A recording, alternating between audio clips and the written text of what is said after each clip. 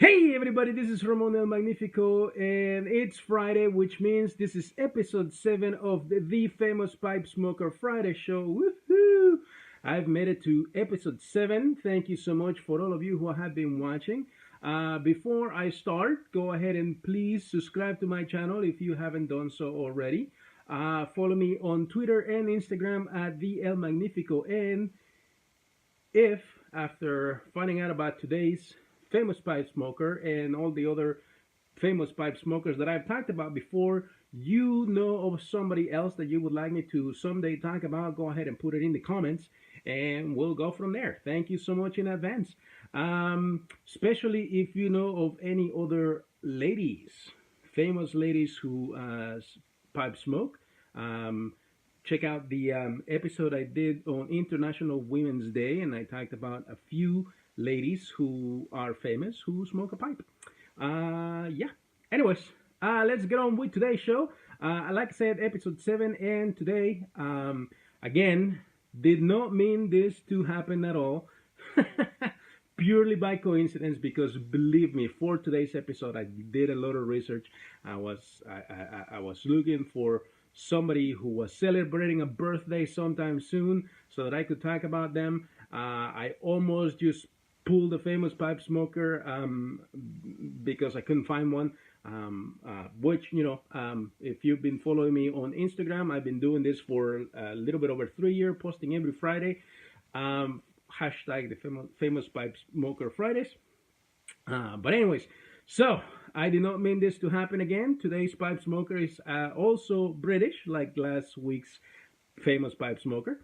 But today is a movie director, which is something that I do enjoy talking about movies. So this week's famous pipe smoker is Robert Stevenson, not to be confused with Robert Louis Stevenson, the writer. No, this is a movie director, and here we go.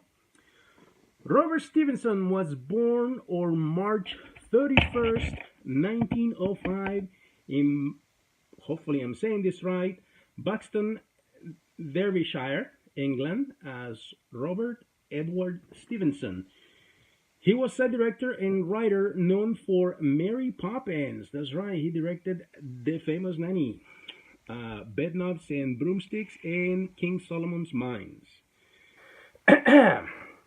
Now, Stevenson studied engineering at Cambridge University and entered films as a title writer for Paramount British newsreel from the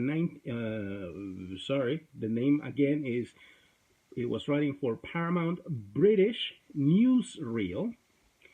And from 1930, he worked under Michael Balkan as a screenwriter at Gainsborough.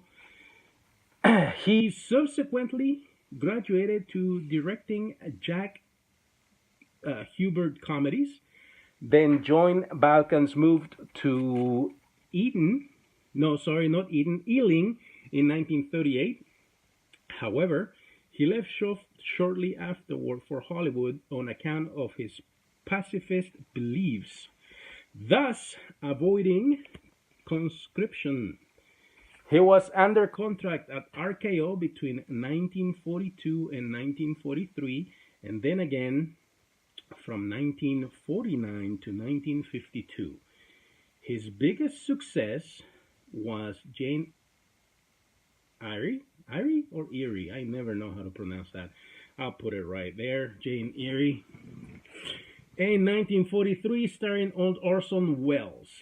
He spent most of the war years producing documentary films for Frank Capra.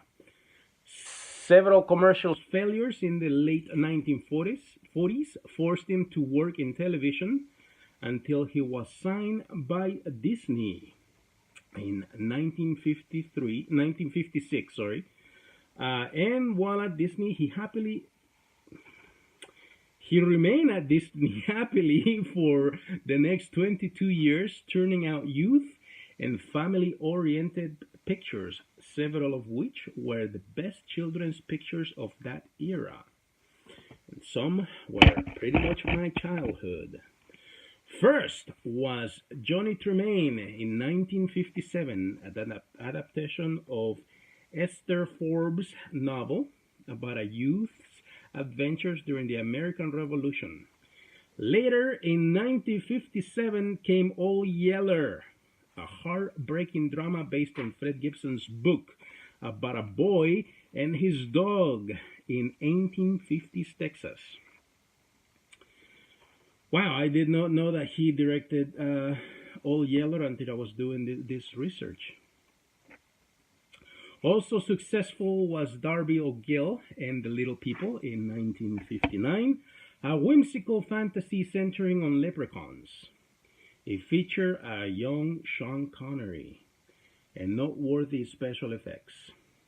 In 1960, Stevenson directed Kidnapped, a popular adaptation of Robert Louis Stevenson's novel. Again, not to be confused with him, and they apparently were not related. Its top-notch cast included Peter Finch, Peter O'Toole, and James MacArthur. That was Kidnapped again. Next was The Absent-Minded Professor, which my dad loved for some reason, which was a huge success at the box office. It starred another pipe smoker, Fred McMurray, as the inventor of flying rubber, known as Flubber. Stevenson directed the sequel, Son of Flubber, in 1963. In Search of the Castaways, an adaptation of the Jules Verne novel, was one of 1962's top-grossing films. Also successful was The Misadventures of Merlin Jones in 1964. A movie about a brilliant teenage inventor.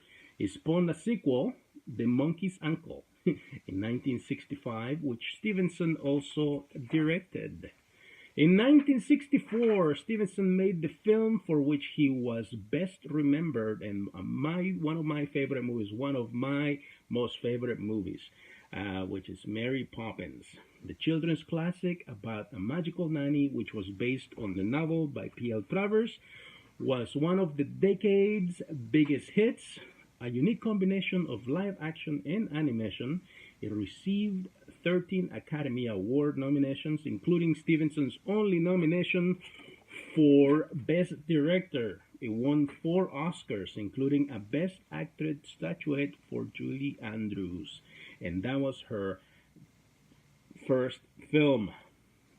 Then That Darn Cat was perhaps the best of Stevenson's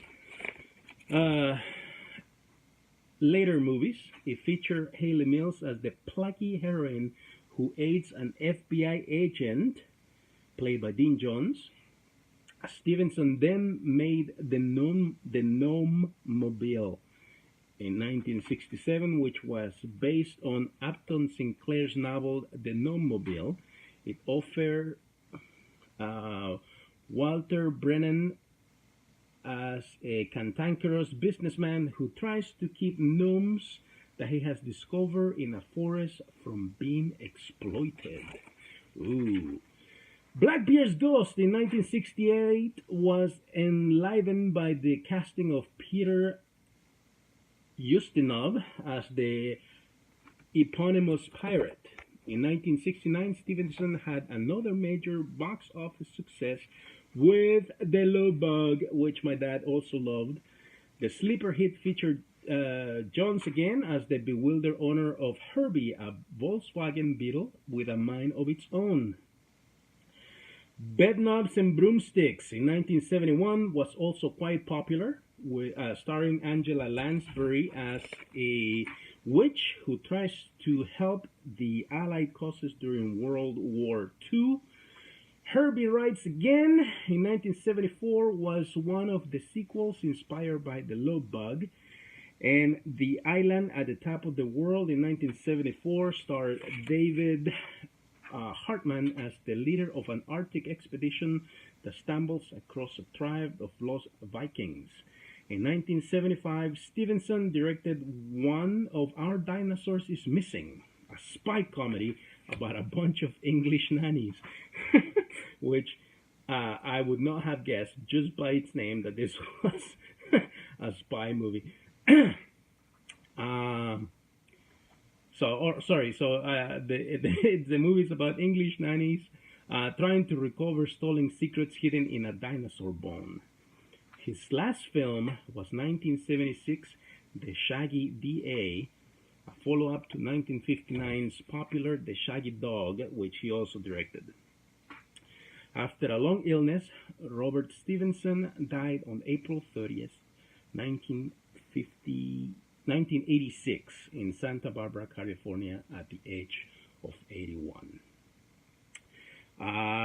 So yeah, when he was at Disney, he made a lot of classic family films, as I talked about. I want to thank IMDb and Britannica.com for all of this information. I hope you guys enjoyed the talk about this famous pipe smoker. Again, if you like this video, go ahead and hit the like button. Watch the other episodes of the Famous PipeSmoker Friday Show. Watch my movie reviews.